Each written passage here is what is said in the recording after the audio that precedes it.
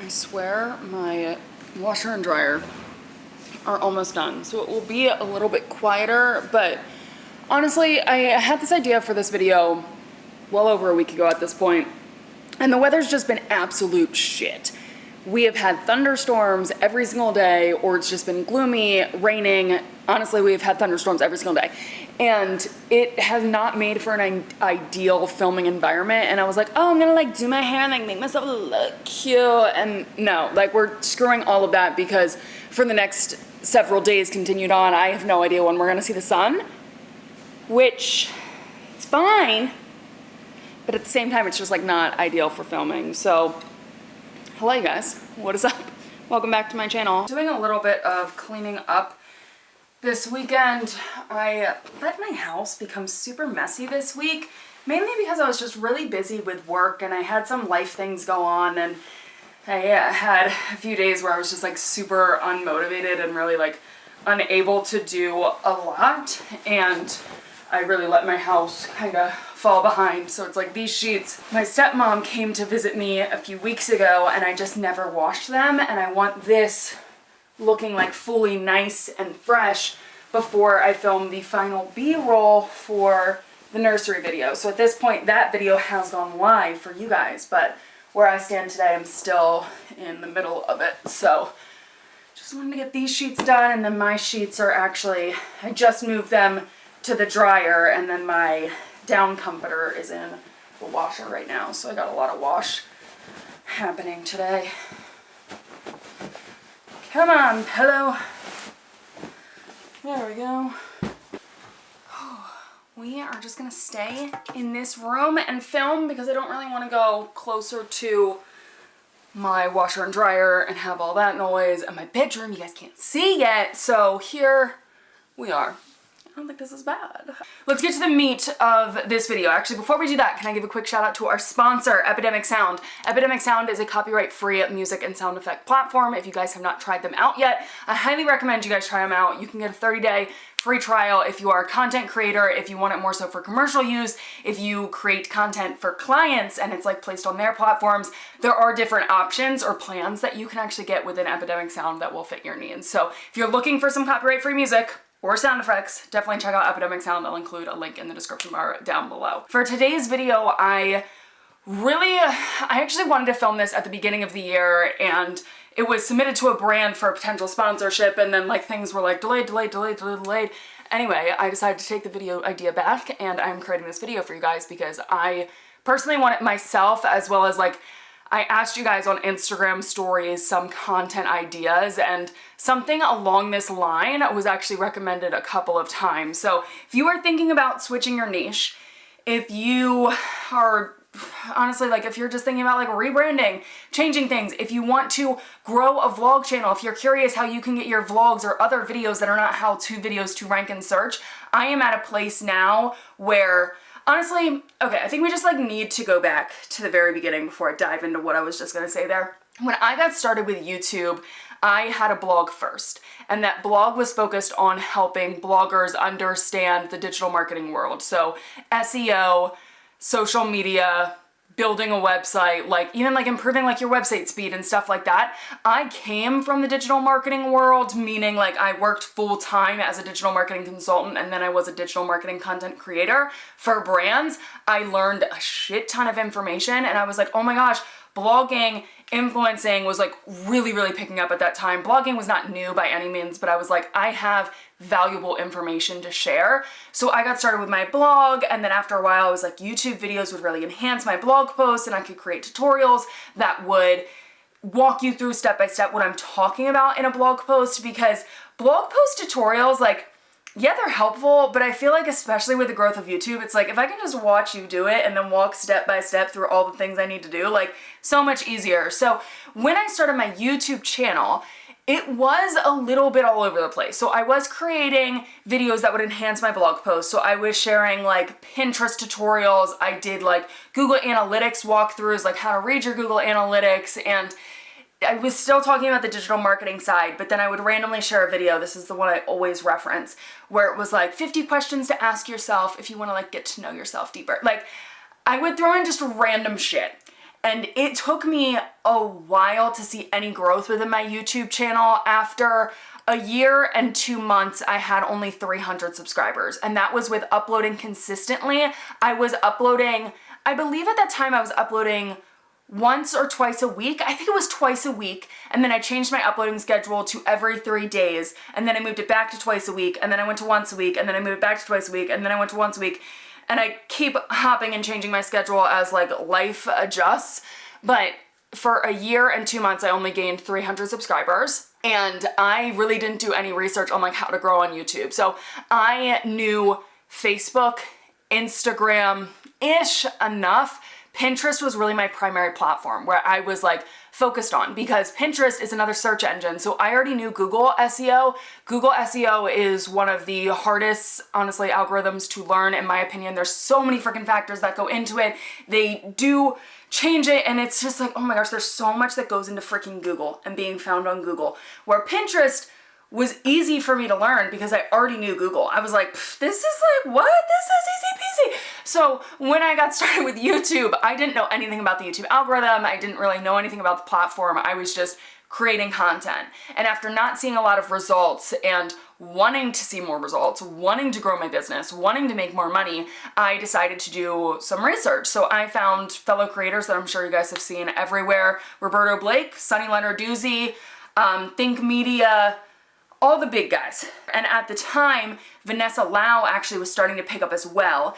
And I learned so much from their content, and just like from doing my own research, I realized that I needed to narrow down my YouTube channel. So in the beginning, like my niche was a little bit digital marketing, a little bit personal development, but it was all over the place.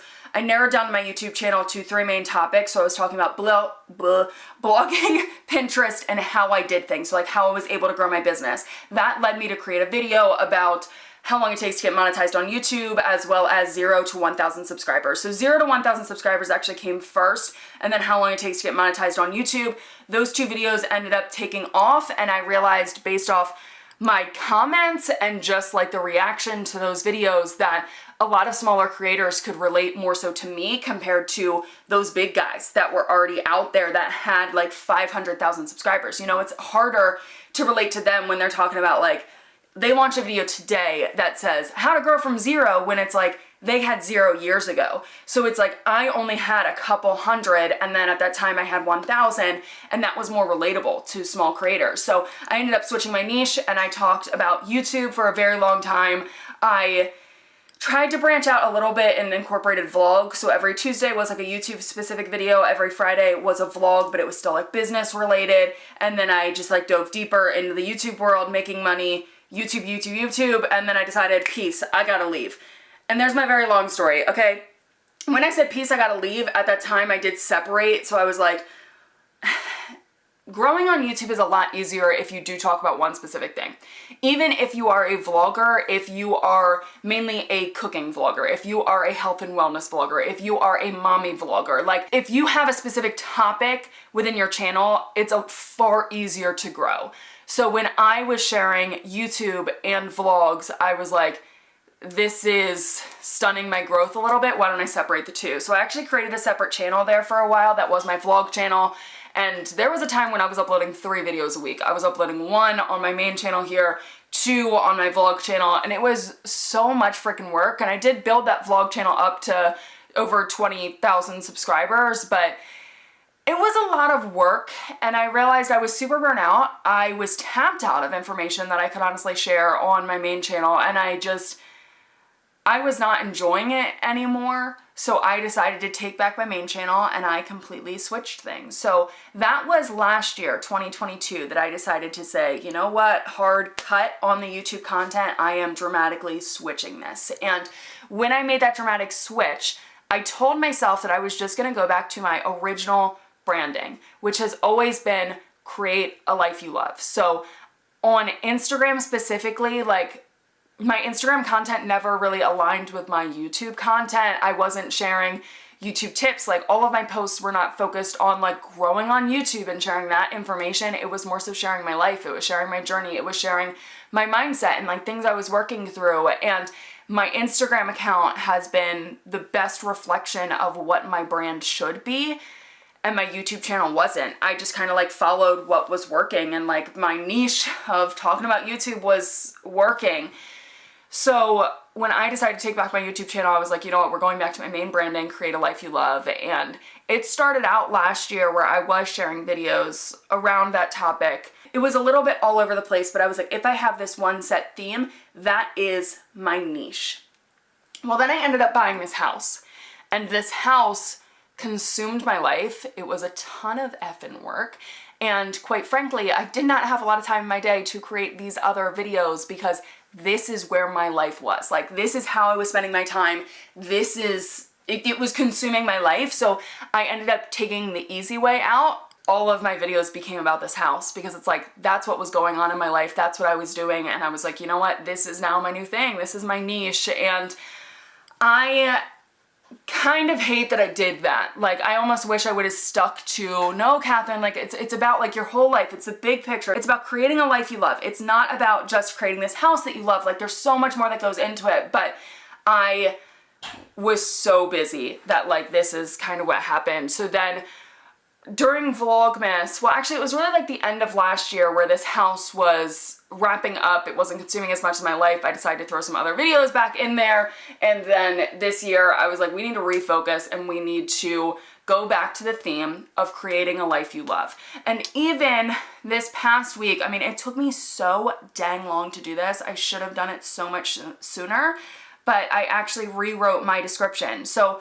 before, my description on YouTube was just, hey guys, I'm Cathrin, welcome to my channel. Like, that's a terrible effing description. If that's what your description is right now, change it. It's awful. It's not good. Now, my description says, on a journey to create a life I love, from renovating my dream home to becoming a full-time influencer, I share all the ups and downs of transforming my life while offering tips along the way.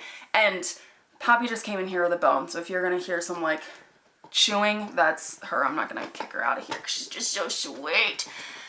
That, I feel like, is the best representation of my brand. Like, writing those two sentences, best representation of my brand, and gives me a core focus for my YouTube channel. So here's where we're about to start actually offering some tips, because in this I said, to becoming a full-time influencer, I share all the ups and downs, tips along the way. If you are a content creator, if you are a YouTuber, for one, take a look at your description and make sure it actually embodies your brand. If it doesn't, change it. But if you're someone that doesn't want a specific niche, and you're like, well, I don't really fit into the gaming world, and I don't really fit into the home styling world, and I don't really fit into the, I'm trying to like find things. I'm like, teeth brushing, hygiene world. Like, who, I'm sure there's some YouTube channel out there that does that. But if you're like, I don't really fit into like one specific thing, I've got a lot of things I want to share, what is the main messaging that you can always fall back on? So for me, creating a life I love, there's a lot that goes into that. And I can share personal development, and I can share how I've built this business, and I can share how I've created this house, because like, honestly, like, interior design just like gets me so excited and I love it so much. My battery's about to die, so let me swap out my battery. What's your main motto? What's gonna be your tagline? What can all of your videos revolve around? And if I just take a look at the videos that I've created this year, besides the pregnancy content, because like, finding out I'm pregnant doesn't really revolve around how I'm creating a life I love. Like, other than I've always wanted to be a mom, but it's like, that doesn't really compute there. But even vlogs such as like escaping reality and making the beach like my office, in that video it just kind of like shows how the life I've built for myself has allowed me to have these other opportunities and has allowed me to be flexible and to work from the beach and do stuff like that. There's still some home stuff in here, so like my dining room table has arrived. Obviously, like, that's just house stuff, but like one strategy that has helped me to create my dream life, organizing my work week to become more productive, how I healed my face even, like all of those relate back to my journey to like getting here today. And that's really what I've been focused on. So honestly, changing my niche, jumping hard out of the YouTube tips niche, was one of the best things I ever did for myself. Last year I ended up landing like the biggest brand deal I've ever landed, and that came after I switched my content. It's just interesting because I was so terrified when I was about to make that switch. I thought I was going to be shooting my brand in the foot and that I was going to be like bringing myself back down to zero and I'd have to grow myself back up, and that's really not the case. I do consider myself like very blessed in the fact that the way that I was creating my YouTube tips content, I had a lot of people that just liked me and my personality, and a lot of you guys have stuck around to see me like go through this journey. There's a lot of people that did not stick around. I mean, I've lost thousands of subscribers, but when you build up an audience base that's interested in one thing and then you switch to something totally dramatically different, like becoming pregnant, like people that are trying to grow their YouTube channel aren't necessarily interested in my journey of pregnancy. Like that doesn't relate. So through this series that I've actually shared recently, like I have lost thousands of subscribers just over the last 2 weeks, but I've also gained subscribers, and I have also kind of trained the YouTube algorithm in a sense to stop recommending my other content that was ranking for so long and driving me a ton of views, and I'm now actually ranking for the new stuff that I'm creating, and that's really what I want to dive into here. I do want to share a little bit of analytics and keyword research, how I've been doing what I'm doing, how I made the switch, all of that. So actually let's talk about like how I made the switch. I know I just shared like my whole long ass story. It was so freaking long. I'm sorry. I wish I could have like bottled it up a little bit easier for you guys. Let's go back. That was so long ago. I don't even remember the year, you guys. I can't even think about it. But there was a time where I wasn't making a lot of money with my brand and I had to make ends meet, and I decided to drive with Grubhub. And that was when my YouTube channel I was talking about everything and anything. So I decided to make a video about driving with Grubhub for the first time. That was actually my first video to ever take off in a sense. It probably only got to like maybe 1,000 views, maybe. Like it wasn't a lot before I decided to take it down, because I ultimately decided that's not what I wanted to be known for. And the more YouTube thought like, oh, this is a good piece of content, this is what people are watching, you should create more of this, but you're actually creating something else, so we're never going to recommend something else. We're only going to continue to recommend this video unless you create more on this video, and then we're going to continue to recommend that. Like YouTube, very much so, like their main goal is to keep people on the platform. The longer people are on the platform, the more ads they see, the more money YouTube makes. At the end of the day, like when you think about these platforms, it is a business. Like Instagram is the exact same way. If you have a lot of people exit out of your Instagram stories, it's like they're gonna start to put you at the end of the line on people's Instagram stories because you're not keeping people on the platform. I think one of their moves to create Reels was to just keep people on the platform for longer. With photos, you can get through the photos pretty quickly and then it's like, oh, okay, I'm done, exit out. You don't see nearly as many ads. Instagram isn't making as much money. Where obviously things were moving to short form content like video, so Instagram kind of needed to go that way, but it was another way to keep people on the platform for longer, get them watching more ads. Instagram is making more money. At the end of the day, all of these platforms are businesses and you need to think about it in that sense. So if you have one video that's doing really, really well and it's taking off on YouTube, YouTube is going to scan your channel and see if you have anything comparable because they already know people like this one video, so what's another video they can recommend to them after that video to keep them watching, to keep them on the platform longer. That's their goal. So let me actually dive into my analytics. Hold on, I gotta figure out where I wanna go for this. This is the best visual I can show you when it comes to like what I'm talking about, and honestly I love this graphic. I'm so glad they've kept it within the analytics. So I'm just within one specific video here and then the reach tab. So over on the right hand side, this shows you the top of the funnel, impressions. How many people is YouTube delivering your video to? So is it showing up on their homepage, in search, on the right hand side, like wherever they show your video? That's the number of impressions. So 252,000 impressions from this one video that I just launched 15 days ago, okay? And then it narrows it down from there. So this, a 9.8% click-through rate. The more people click on your video, so like YouTube is showing it, and then people are clicking on it, and then people are watching it. The more people that click on your video, it's going to signal to YouTube, hey, people actually like this. If you have a 0.2% click-through rate, YouTube's gonna stop recommending your shit. Honestly, like they're not going to recommend your videos because why would they? Like they're wasting a prime spot on their homepage, on their search feed, on the right-hand side that they could be recommending another video that someone is actually going to watch. So the better your click-through rate is, which is why your thumbnail, which is why your title, I mean, honestly, I think your thumbnail is the most important when it comes to click-through rate. Your title, helps you to rank in search, but otherwise, come here, baby, come on. We got Fancy Girl joining us too. Otherwise, your freaking thumbnail, okay? So this has a 9.8% click-through rate, which ends up bringing us to, which makes sense because it's almost like 10%. So it's 24.8 thousand views. That's how many views.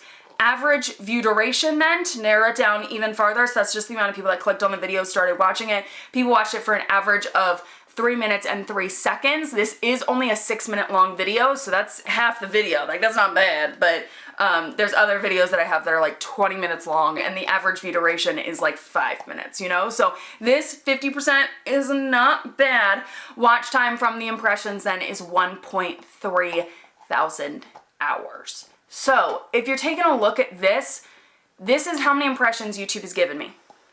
This is like the result and what I'm giving back to them.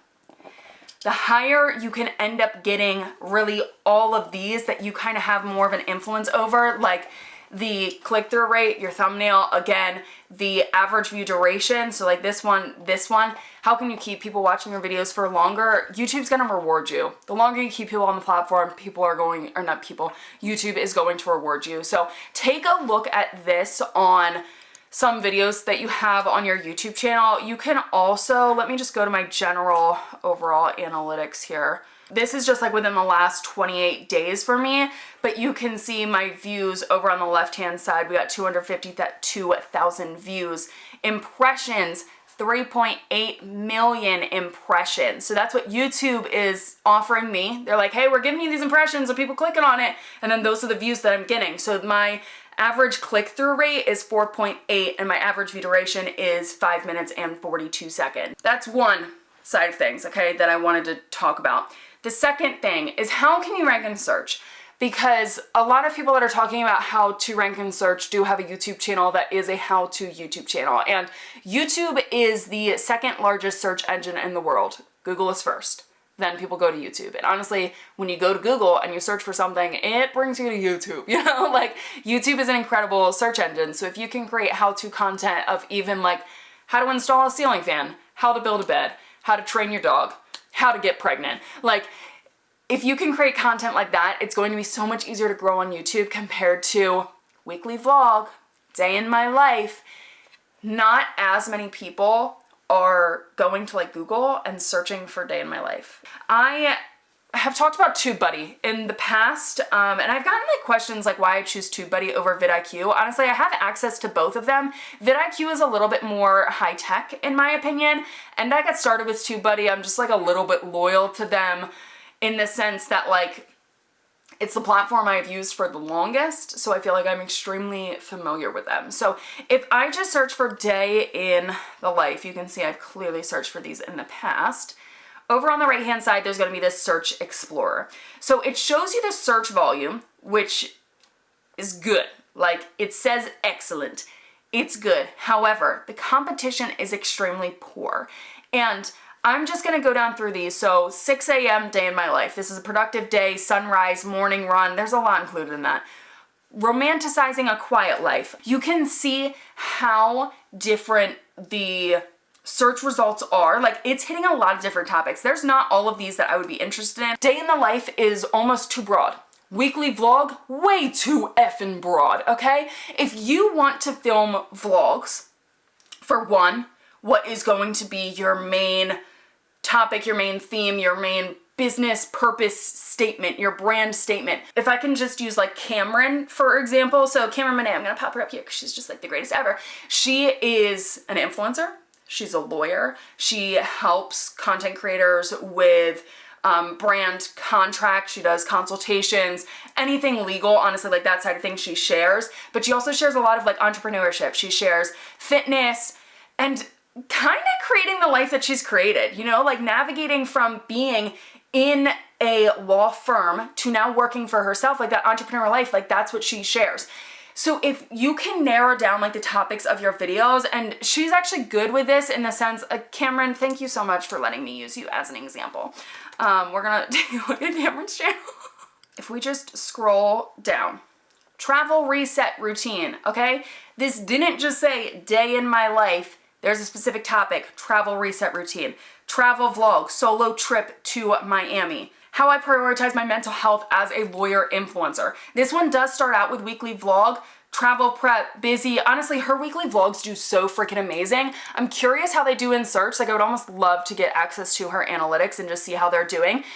Weekly vlogs, I think, are hard to rank for in search because especially when you title it like this, like yes, you're including a lot of keywords in the title, but it's not as easy to rank for as like prioritizing my mental health. But you can even see the difference in the views of these. The views are dramatically different because her audience already loves weekly vlogs. It's because she's built up an audience. Quickly get out of a rut. Like she's giving a topic to the vlog. Yes, it's like whatever happens in the day, but she's giving a set topic to the vlog and that is the title of the vlog. So if you are trying to rank in search for vlogging specifically, do not title your vlogs Day in the Life, okay? Don't do it. Unless it's very specific of like, Cameron's done it, Day in the Life of a lawyer. I do want to show you guys on the, like within my own analytics. So I'm gonna go within my content and let me actually just like find a good video that I can give you guys as an example here. This video I just launched, at this point it's only been like a week and a day for me. So this video has not been live on my YouTube channel for long, but this video is actually ranking in search. So if I scroll down a little bit, tags, I kind of left to die for a while. Tags are not nearly as important as they once used to be, but I do find that they are still important. So for a while I wasn't using them because I was like, oh, YouTube says they're not important unless things are commonly misspelled. I do think they help. I'm gonna stand by that. So I have been starting to incorporate tags more often. The first tag I always include is my own name, and then I try to do things that are relevant to the video. So this video specifically is titled First Trimester Video Diary, Morning Sickness, My First Ultrasound, and More. So I gave a specific like intro, main topic of the video, first trimester diary, and then I broke it down into some other keywords and things that I think like might get people to click, as well as the thumbnail is very relevant to what I named it. So first trimester, I then wrote in there, first trimester vlog, like on the thumbnail. I show 13 weeks and like my belly bump being like, yep, this is definitely a pregnancy video, but also if I want to put the keyword morning sickness there, I have got a photo of me looking sick. And that was not like a staged photo, that was actually just a screen capture that I got from the video, like from what I had naturally recorded. For one, the keywords that I have in the title, first trimester. I don't think video diary is gonna rank for anything, but first trimester, morning sickness, my first ultrasound. Those are, or even first ultrasound, those are like the three keywords that I decide to target in the title. And then when you move on to the description, okay, you want to repeat those keywords. So I did, the joys of the first trimester, ding, ding, ding, ding, ding, dealing with nausea. So that goes along with morning sickness, it's hand in hand. Next up, morning sickness, exhaustion, needing to eat. Okay, that's not like relevant. Pregnancy, kids, my butt, the morning after I found out I was pregnant, my first 2 doctor's appointments, random behind the scenes, again, my first trimester. So some of that is not written for the algorithm, it's more so written for my audience, but I did try to write in natural text. There's no just like keyword stuffing, which basically just means keyword after keyword after keyword after keyword, like you're just writing a list. Instead, I wrote it in natural language that someone can easily read while including the keywords that I wanted to target.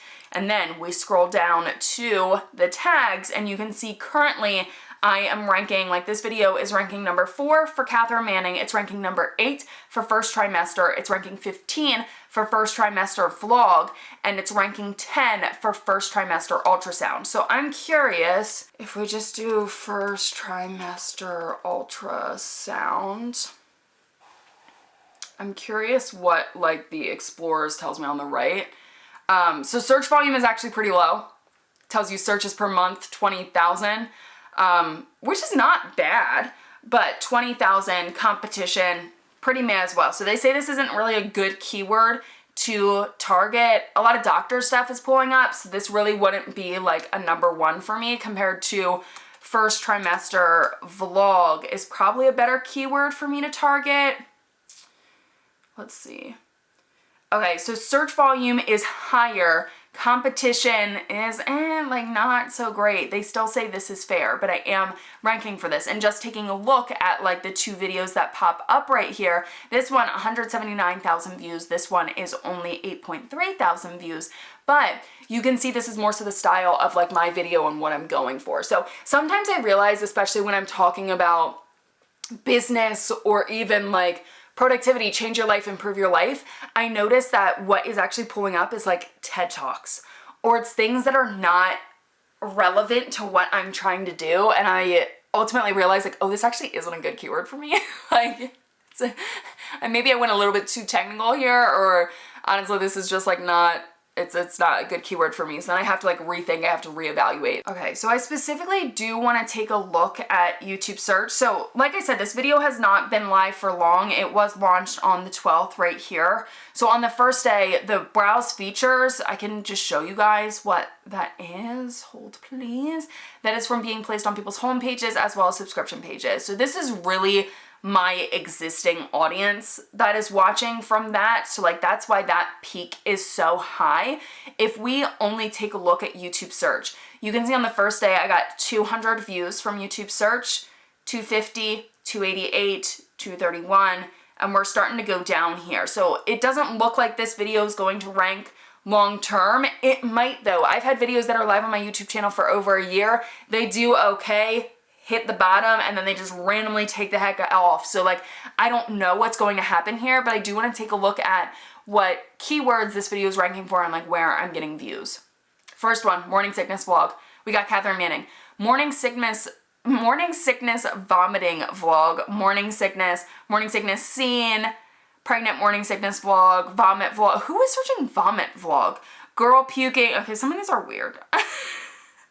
And some of these I'm not getting a ton of views for, but you can see I am still ranking for a lot of different keywords, or I have ranked for a lot of different keywords that drove some views to my YouTube channel. And I do want to take a look at my YouTube channel overall right now so you guys can see what is happening with like my search results for my channel. This is all of the videos that are live on my channel. This is just like my whole channel in general. So traffic source in the last 28 days, 109,000 views came from browse features, 63,000 came from YouTube search, and then the other ones that are right here. We do want to take a look specifically at YouTube search because I want to see what's happening here. So Cathrin Manning, the day that I announced my pregnancy, people were searching for me. I mean, this was the day I announced my pregnancy. It was the day after that, like a lot of people were just searching for my name. So my guess is that was people coming from Instagram trying to find like my YouTube channel then. Just my guess, or like maybe it was you guys that like you are subscribed to like almost too many channels and you can't easily find someone within your subscriptions. You can just like search and then you